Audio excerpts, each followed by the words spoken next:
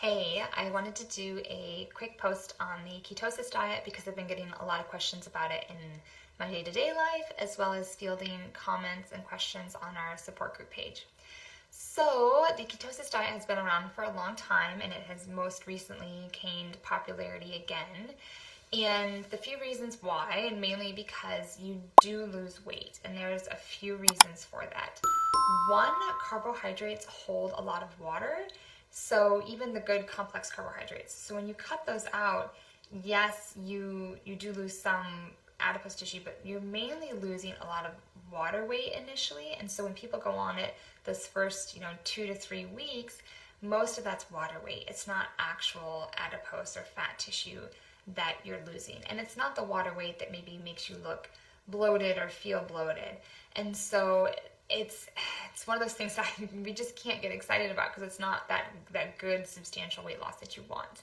The other issue is when you cut out all of the complex carbohydrates as well as the simple carbohydrates, and mainly it's the simple ones that are the problem ones, so the crispy crunchy carbs, the candies, the chocolates, the sweets, desserts, all those sort of snacky granola bars and things like that, you do lose weight because you're not eating as many calories typically, and it's those sort of empty carbohydrates and those empty calories that don't really fill you up or provide a lot of nutrition.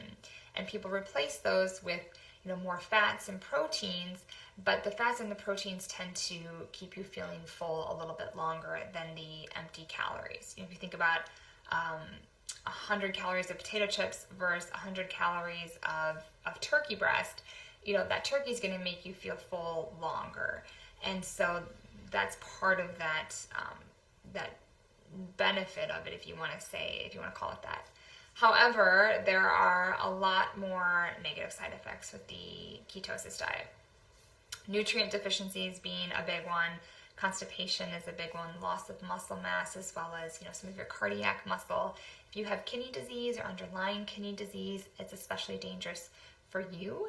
There's a keto flu that kind of happens that maybe some of you have read about, and sort of part of that is this brain fog that happens, and that's because carbohydrates are the only fuel your brain can run off of.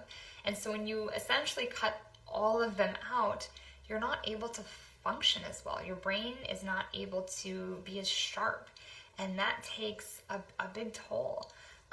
And so part of this whole ketosis diet is it just perpetuates this constant yo-yo dieting effect. So even if you're doing it after surgery as a way to sort of get through a weight loss plateau, you're not actually getting at the root of the problem. It's not going to jumpstart your weight loss again. All you're doing is either lowering your metabolism or losing that good muscle mass and then eventually replacing it with adipose tissue.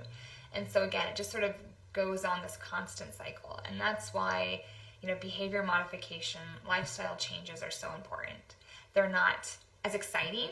They're not as sexy. They don't happen as fast. They're slow, small changes and habits that happen that really make those long-term successes possible. And so, I really encourage you to go back to that lifestyle change. If you have questions on that, I know it's difficult. That's why we're here. Leave your questions or comments below in the box, or you can always send me a private message as well.